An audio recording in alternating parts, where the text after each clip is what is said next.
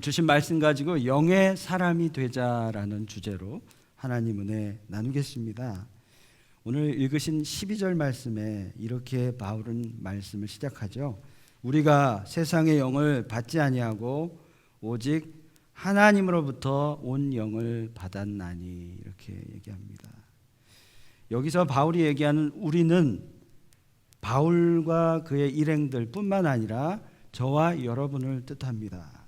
그러니까 우리 믿는 자는 세상의 영이 아니라 하나님으로부터 온 영을 받은 자라는 거예요. 우리 크리스찬은 하나님이 보내주신 성령을 받은 자인 줄 믿습니다. 우리 그러한 의미로 우리 한번 다시 인사했으면 좋겠어요. 당신은, 자매님은, 형제님은 하나님의 영을 받았습니다. 이렇게 한번 인사합시다. 당신은 하나님의 영을 받았습니다. 자매님은, 형제님은 하나님의 영을 받았습니다. You receive Spirit of God. 예. 바울이 또 이어서 말하고 있습니다. 12절 후반부에 이는 우리로 하여금 하나님께서 우리에게 은혜로 주신 것들을 알게 하려 하심이라. 이는 이렇게 말하는데요. 이는 앞서 말한 그 말이죠. 우리는 세상의 영을 받은 것이 아니라 하나님의 영, 성령을 받았다라는 거죠. 그래서 이것은 하나님이 우리에게 은혜로 주신 것들이다. 성령을 받은 것. 그러므로 말미암아 하나님이 우리에게 은혜를 주신다라는 것이죠. 자, 하나님께서 우리에게 은혜로 주신 것들을 한번 세어보았으면 좋겠어요. 우리가 세상의 영이 아니라 하나님의 영, 성령이 우리 가운데 있다면, 성령이 우리를 붙들고 있다면 하나님의 사랑이 우리 안에 있기 때문에 은혜는 언제든지 우리 가운데 있습니다. 성령이 우리를 붙들고 있기 때문에, 하나님의 사랑이 우리 안에 있기 때문에 우리 안에 매일매일의 은혜가 있다라는 거죠. 우리 각자에게 하나님 사랑한다 말씀하셨습니다. 하나님은 사랑이시라. 그리고 그 사랑을 십자가를 통해서 증명하셨습니다. 자, 저와 여러분에게 있는 그 하나님의 사랑, 어떤 사랑입니까? 십자가의 사랑을 깨닫게 하시는 분이 계셔요. 우리 마음속에 그 하나님의 사랑을 깨닫게 하시는 분이 계셔요. 지금 계속 우리가 보고 있죠. 바로 성령 하나님이십니다. 성령님께서 역사하셔서 오늘도 하나님이 우리를 사랑하신다라는 것을 알게 하셔요. 그래서 그 하나님을 우리가 만나는 한 우리 안에, 우리 삶에 은혜는 있습니다. 우리 아까 의연 형제님 찬양 가운데 말씀하셨는데요. 조국 땅에 코로나 바이러스의 공포가 아주 심한 상태입니다. 그런데요, 우리가 이 공포 가운데 묶일 필요가 없습니다. 왜냐하면 성령의 역사를 통해서 하나님의 사랑이 우리 안에 있기 때문이에요. 그래서 공포가 우리를 묶을 수는 없습니다. 토요일 새벽에 우리 여기 왔다 간 우리 김주혜 자매님이 카톡을 통해서 연락이 왔어요. 그 자매님으로부터 한국 소식, 교회 소식을 좀 들었습니다. 이렇게 문자가 왔어요. 벌써 수많은 교회가 예배를 미디어 예배로 대체하고 있고, 이미 다음 세대 아이들 부서 예배는 반 이상이 주로 예배를 드리고 있습니다. 이번 주는 또 어떻게 예배를 드릴지 장담할 수가 없어요. 제가 속해 있는 교회 성가대에도 이 시국에 입을 열어 노래하는 게 잘하는 건지 몰라 계속 말로 분분하다가 결국엔 성가대도 아예 쓰지 않기로 했습니다. 또 신천지 교인들이 일반 교회를 잠입하여 바이러스를 퍼뜨린다는 이야기까지 돌면서 교회 분위기는 그야말로 침울하기 이를 데 없습니다. 이렇게 소식이 왔어요. 이렇게 어려운 시기입니다. 그런데 이러한 시기일수록 하나님의 영, 그 성령이 우리의 삶을, 우리의 교회를 덮으시기를 간절히 축원합니다. 공포는요, 세상이 주는 것입니다. 육에서 오는 것이죠. 그런데 은혜는요, 성령이 주는 겁니다. 공포는 세상이 주는 것, 은혜는 성령께서 주시는 것입니다. 우리는요, 이런 시국일수록 더욱더 이 마지막 때 성령이 역사하시도록 기도하고 간구해야 하겠습니다. 성령이 은혜를 주시니까 코로나19을 대처하는 교회 지도자들에게 전하는 그 말, 제가 아는 어떤 목사님께서 이런 글을 SNS에 남기셨어요. 온라인을 활용해 라이브 예배나 녹화를 통해서 예배를 드리는 교회가 많아졌습니다. 질병 확산의 급박한 상황에 처한 교회들에게 필요한 대처라고 생각합니다. 그런데 여기서 기억할 것이 있습니다. 이렇게 온라인을 통해 예배를 드릴 때 더욱더 간절한 마음으로 더 영적인 농도를 높여서 말씀, 찬양, 기도로 준비해야 한다는 것입니다. 한 번 무너진 예배는 회복되기 어렵습니다. 비록 온라인 예배를 드리지만 하나님을 향한 마음, 치유하시는 그분의 자비가 뜨겁게 흐르도록 예배를 드려야 하겠습니다. 우리는 예배를 중지하거나 포기하는 것이 아니라 다른 형태로 더 애써 예배해야 합니다. 이렇게 글을 남기셨어요. 사랑하는 성도 여러분, 이 코로나 바이러스의 공포뿐만 아니라 저와 여러분의 현재 상황, 이 두려움의 상황, 이 상황 때문에 많이 힘드시다면 우리에게 필요한 것은 성령의 역사입니다. 하나님의 사랑이에요.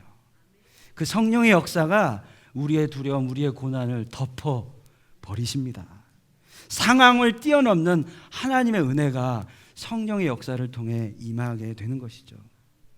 그래서 우리가 하나님을 매일매일 만나야 하고 성령을 구해야 합니다.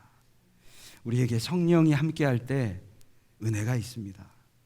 이 상황이 우리를 붙들지라도 이 성령은, 하나님의 성령은 이 상황을 훨씬 뛰어넘는 것인 줄 믿습니다. 그 성령을 통해서 하나님의 은혜를 맛보는 저와 여러분 되길 바랍니다.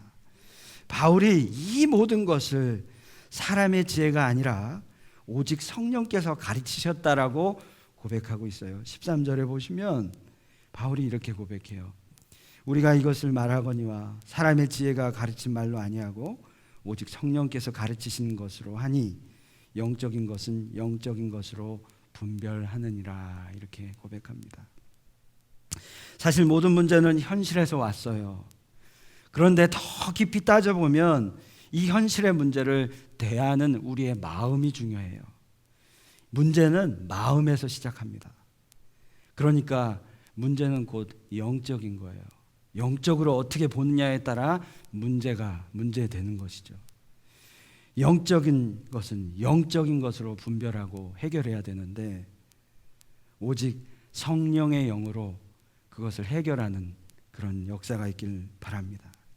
우리는요, 저와 여러분은요, 하나님의 영, 성령으로 붙들림 받은 그리스도인입니다. 누구를 통해서요? 성령을 통해서 붙들림 받은 그리스도인이에요. 과거의 삶은 다 지나갔어요. 그리고 그리스도 안에 보라 새 것이 되었도다. 이렇게 고린도후서 5장 17절은 말하고 있습니다.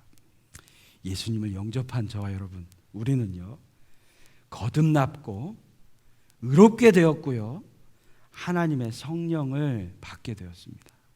그래서 죄에서 구속을 받아 이제는 죄가 나를 지배하지 않도록 되었으며 그리스도가 통치하는 의의 삶, 생명의 삶을 살게 되었어요.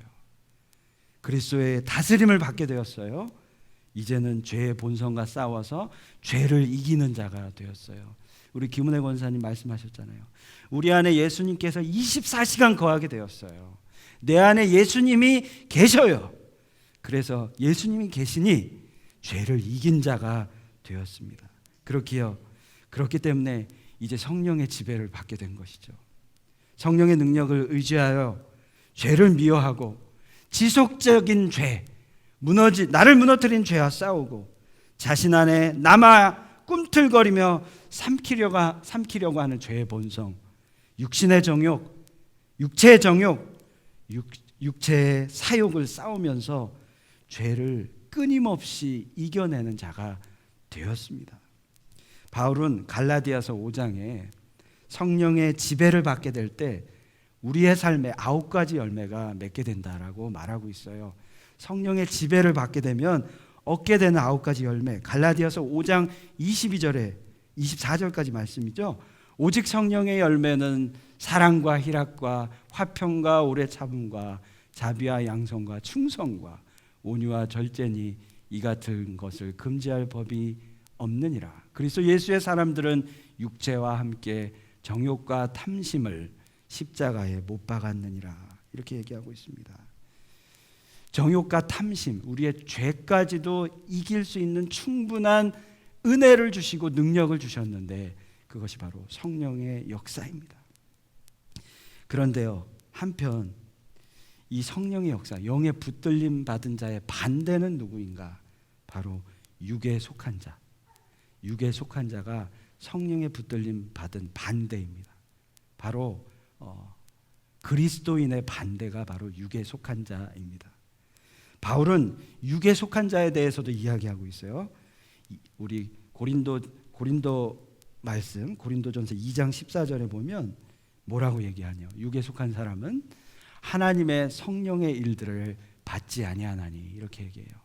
육에 속한 자, 하나님의 성령을 받지 않는 자라는 거죠. 반대로 그리스도인은 하나님의 성령을 받은 자라는 거죠.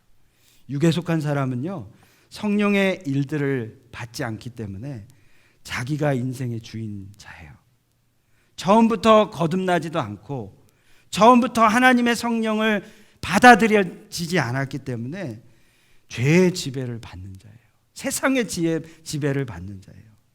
진정 예수님을 만나지 못한 자가 육에 속한 자입니다. 육에 속했다라는 말은 죄의 지배를 받는다라는 말이죠. 안타깝게도 우리 교회 안에도, 한국 교회 안에도 이렇게 육에 속한 분들, 속한 자들이 많이 있습니다. 이러한 육에 속한 자는요, 아무리 교회에 출석을 해도, 헌금을 많이 해도, 직분을 받아 장로, 권사, 집사가 될지라도 육에 속한 자, 즉 죄의 지배를 받았기 때문에 거듭나고 중생한 그리스도인이 아닙니다. 육에 속한 자는 죄의 지배를 받는 자라고 말씀드렸어요. 그것은요, 누구라도 마찬가지예요. 목사라 해도 육에 속한 자 될 수 있어요. 죄의 지배를 받은 자 될 수 있어요. 목사가 학벌이 좋고 박사학위가 있어도 육에 속한 자라면 사꾼 목사인 거죠. 어떤 목사들은요, 독재의 당위성을 나타내기 위해 신자의 무조건적인 복종과 돈, 복을 강조하는 목사님들 많이 계신 것 같아요. 육에 속한 상당수의 사꾼 목사들, 신자들의 성령의 지배를 받아 성령의 능력으로 무장되고 죄의 본성과 싸우게 하는 그 말씀을 선포하지 못해요. 왜냐하면 육에 속했고 사실 그게 별로 관심이 없기 때문에 죄에 대해서, 의에 대해서 선포하지 못합니다. 그냥 교회당 사람 수로 채우기 위해서 머리수만 채우면 다라고 생각해요. 그래야 또 헌금 수입도 많아지니까.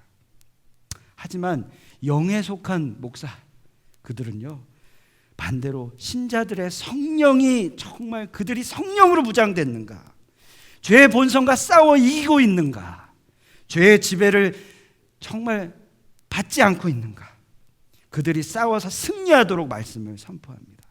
그래서 아까 갈라디아서 5장 말씀처럼 성령의 열매를 맺도록 그렇게 목양하는 그런 삶을 삽니다. 저는 오늘 말씀을 사실 되게 무겁게 받아들였습니다. 저 또한 제가 아까 말씀드린 사꾼 목사의 모습에서 자유하지 않는 것 같아요. 솔직한 저의 고백입니다. 그런데 오늘 말씀을 받으면서 언제나 두렵고 떨림으로 육의 삶을 거부하기를 주님 앞에 간절히 고백합니다.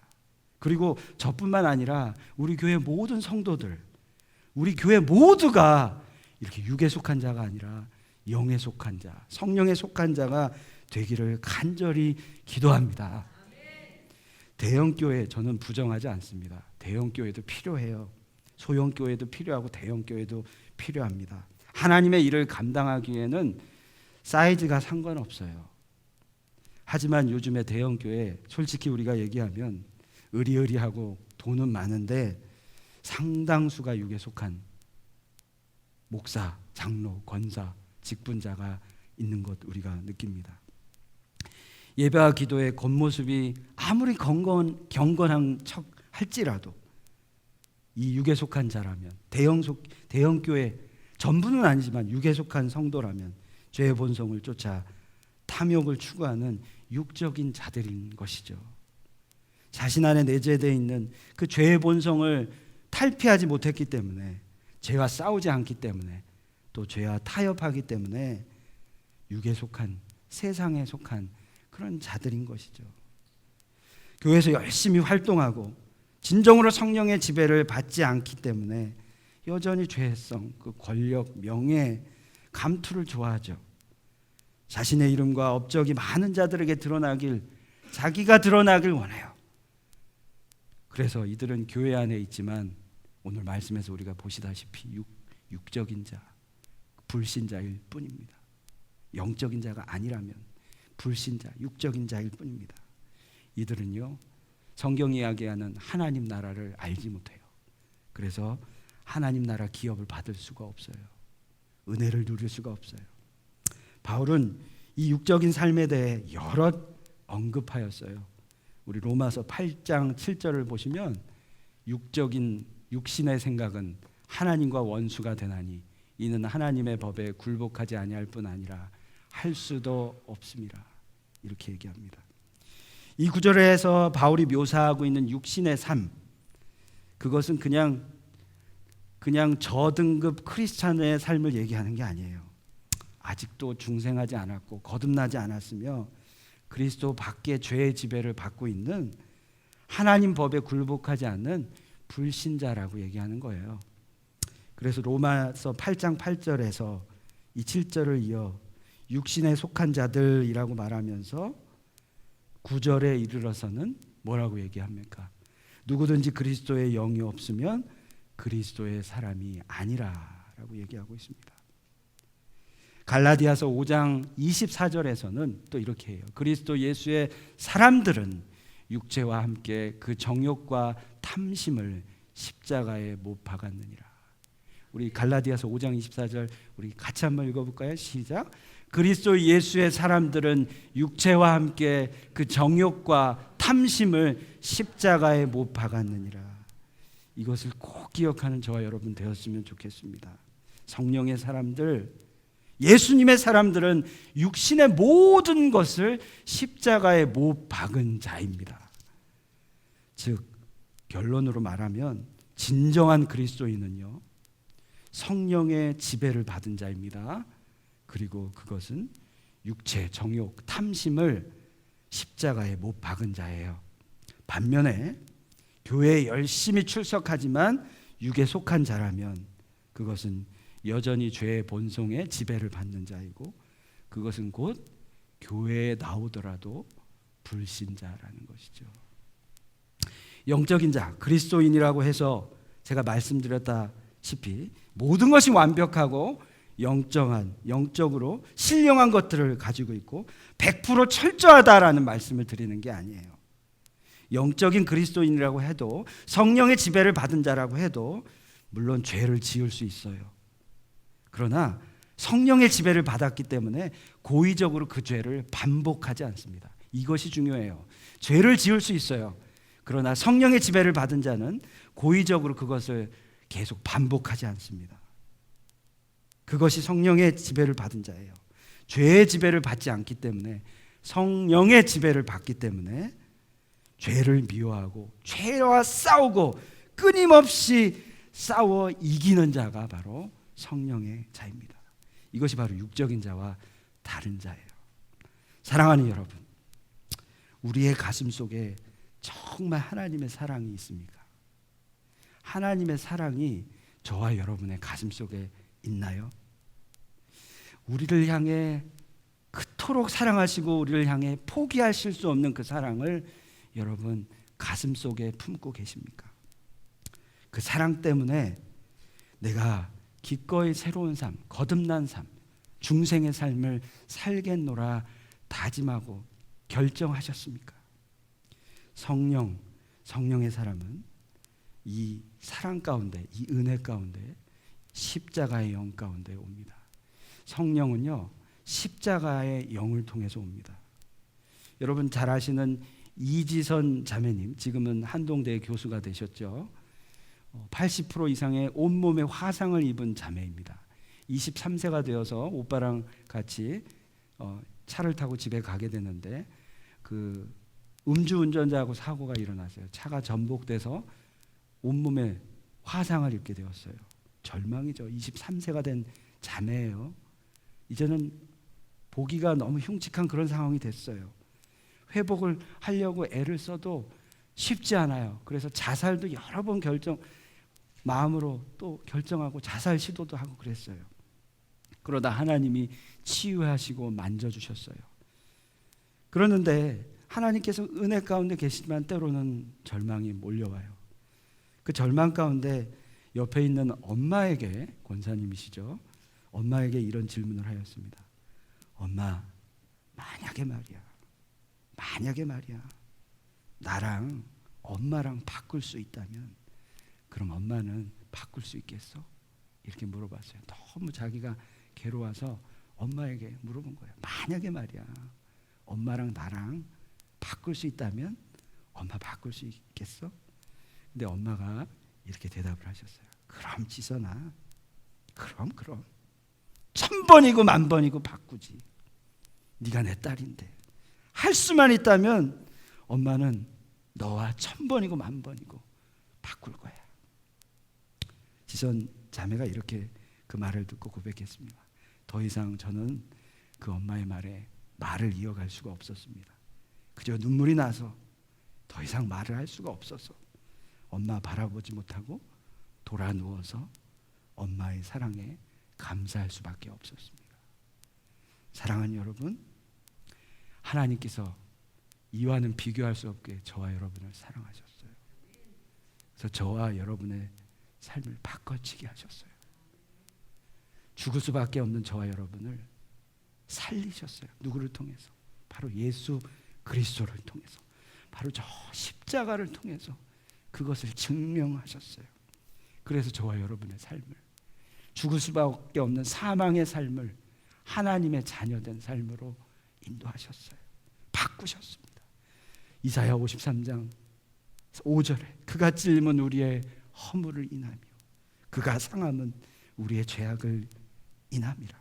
그가 징계를 받음으로 우리는 평화를 누리고 그가 채찍에 맞음으로 우리는 나음을 받았도다. 이 십자가 바라볼 때, 이 십자가의 영이 우리 안에 있다면 우리는 영에 속한 자입니다. 이 영에 속해야 진짜 주님의 일을 할 수 있는 거예요. 지난밤에 제가 우리 몇 주 전에 우리 말씀 전하시러 오신 우리 DCMI 우리 정태 선교사님 오셔서 말씀 전하셨는데 캄보디아를 품고 펀드레이징을 하는 시간이었어요. 말씀을 전하시는데 그 캄보디아 한 형제가 선교사님께 찾아와서 그 부흥 집회를 인도하는 가운데 한 형제가 찾아온 거예요. 그래서 그 선교사님께 부탁을 한 거죠. 선교사님, 우리나라에도 좀 와주세요. 우리나라에도 예수 그리스도가 필요합니다. 우리나라도 이렇게 수천 명 하나님께 돌아오는 역사를 보길 원합니다. 그 얘기 듣고 캄보디아 사역을 시작하시는 거예요. 거기에 오신 수많은 성도 여러분이 그 말씀 듣고 도전을 받고 그렇게 함께하는 모습을 보면서 제가 생각했어요. 야, 그리스도인이란 이런 거구나. 하나님의 사랑을 깨달으니까 그 사랑을 전하지 않을 수가 없는 거예요. 그래서 그 복음을 전하기 위해서 삶의 전부를 드리는 거예요. 그게 크리스찬인 거죠. 나의 삶을 위해서 사는 것이 아니라 이제는 나를 구원하신 그 사랑에 감동하여 나의 삶을 드리는 거예요. 나의 삶의 모든 문제는 더 이상 문제가 되지 않는 거예요. 나의 삶의 주인은 예수 그리스도이시기 때문이에요. 함께 찬양하면서 How great is our God 이렇게 찬양하는데요, 가슴이 뜨거워지더라고요.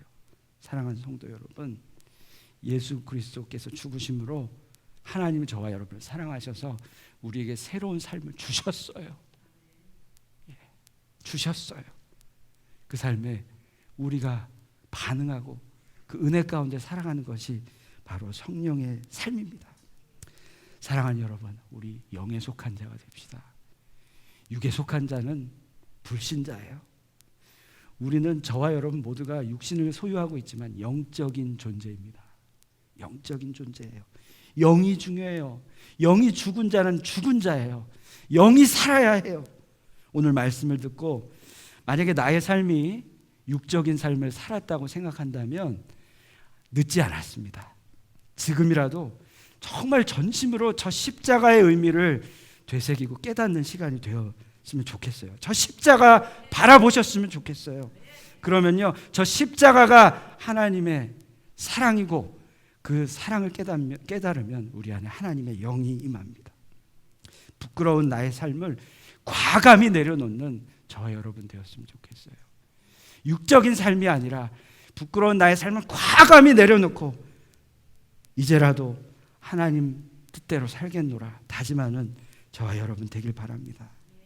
이제 정말 예수 그리스도를 내 인생의 왕자에 모시는 거예요.